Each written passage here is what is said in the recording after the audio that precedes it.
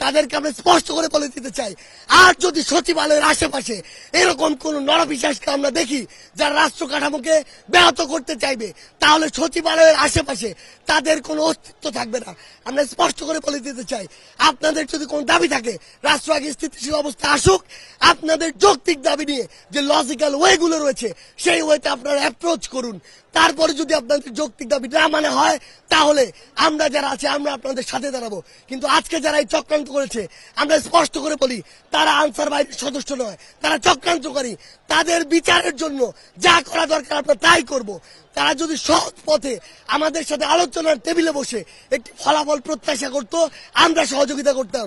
কিন্তু তারা যখন আমাদের ভাইদের গায়ে হাত তুলেছে, ওদেরকে যেখান থেকে হোক খুঁজে বের করে ওই কালো হাতগুলো ভেঙে দেওয়া সরকারের দায়িত্ব, সকলের দায়িত্ব।